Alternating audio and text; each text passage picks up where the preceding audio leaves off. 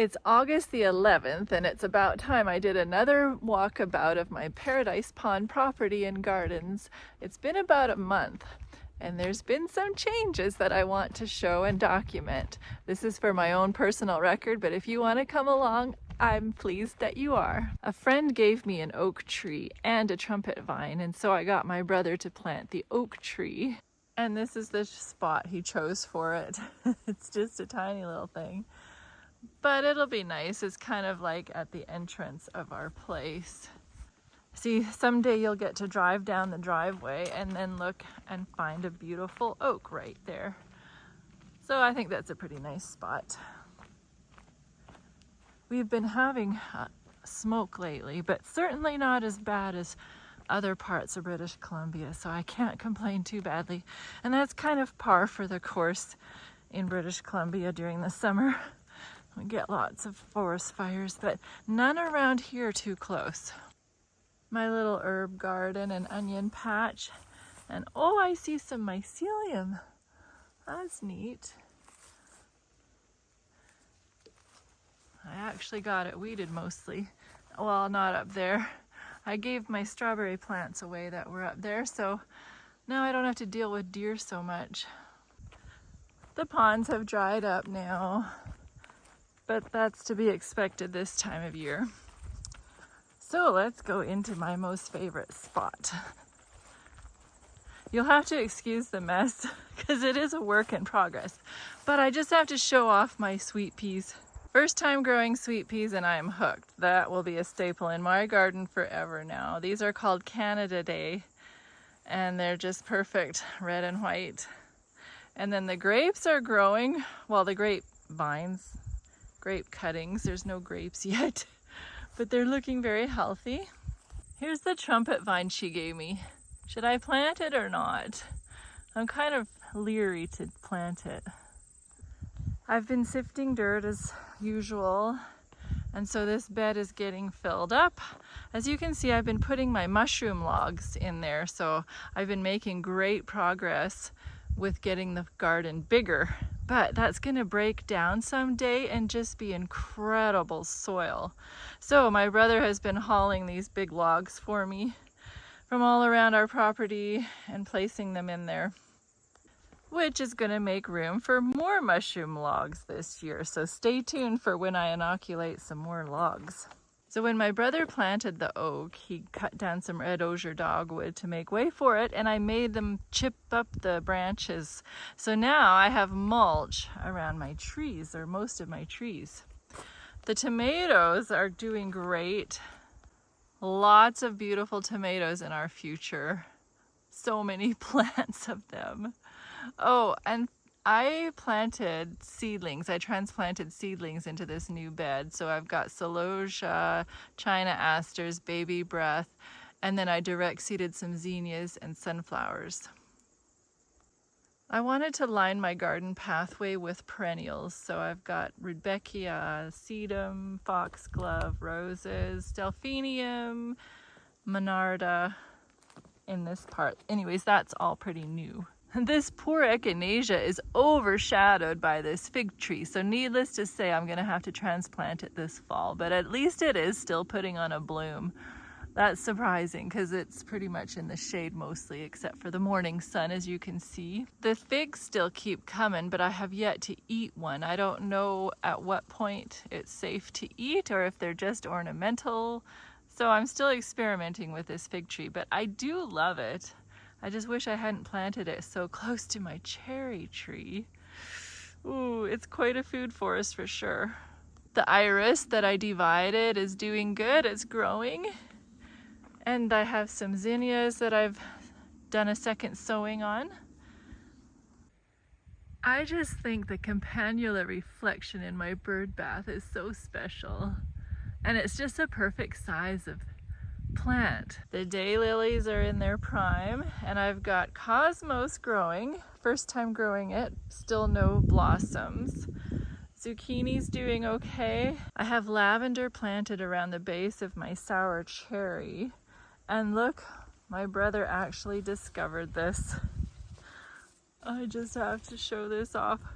One cherry. Just one cherry it gave us. But anyways, I'm grateful for it. Oh, look at that cute little visitor. What a great spot for him. I was so dumb. I planted my Lysianthus behind my tomato plants. I don't know, I hope they blossom. First time growing them. I see buds. So it's encouraging, but I know they like lots of sun. So I really punished them this year. This is the second flush of the campanula, by the way.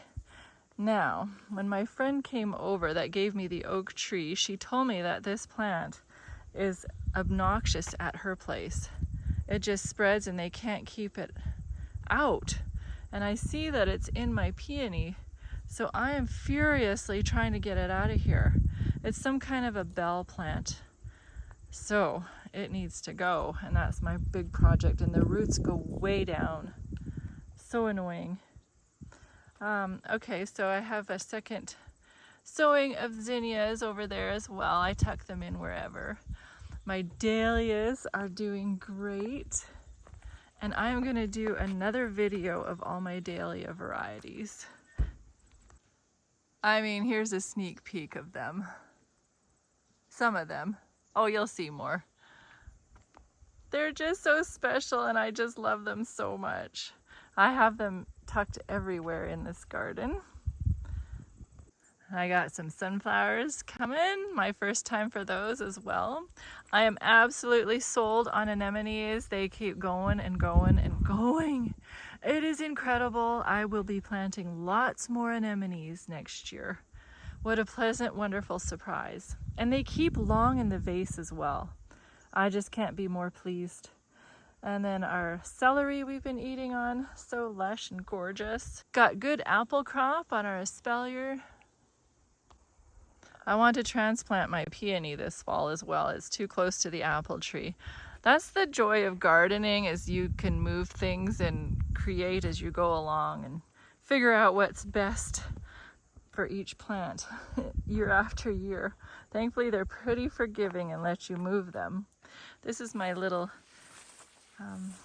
patch for China asters and yarrow and celosia. And then I got the zinnias. First time growing all of these plants, and I am in love with zinnias. There's so many varieties right now. I have so many varieties because I didn't know which one was the best. I do know that these are the Oklahoma pinks, and they are so dainty and precious. And I love this pale pink. And I got more anemones. And a big old dahlia here. So yeah, considering it's mid-August, things are still looking pretty lush. We're so blessed to be on a well because lots of people are on water restriction, but we don't have to worry about that. Mind you, we have run the well dry a couple times, but it comes back. More dahlias. And I've been building this rock wall, and it's staying up actually with all the abundance of rocks that I have on my property. I just love my new little garden. I am just so happy about it. And next year it's just gonna be spectacular. So let's go see where I sift my dirt. I'm all set up and ready to go. All right, my dahlia is absolutely spectacular. They're all in bloom pretty much right now. So I'm gonna do a separate video, like I said, on each of the varieties, but I am just loving my surroundings right now. This sad, sorry strawberry patch is gonna be history.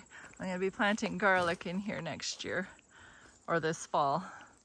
So I'm just letting them die off. I'm not watering them, and I do have some cabbage growing, but it's pretty badly eaten. I do not like those cabbage moths. I don't know if that's what eats them or what, but there's so many of them. And this is experimental corn. We think it's popping corn, but it didn't have a chance because it was in amongst the peas. But we're still letting it live. And this is where I harvested the garlic from. And so I need to weed it now. I'm going to be selling some of it at our roadside stand, but it turned out pretty good. We got some big bulbs. Mom's potato patch. We've been eating potatoes out of here. It's massive. And lastly, our pond. I don't like how the reeds are encroaching more and more on it. I want to get an excavator in and get that dug out.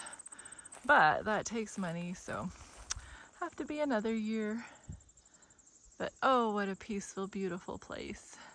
Well, thanks for watching and stay tuned for the dahlia tour coming up next.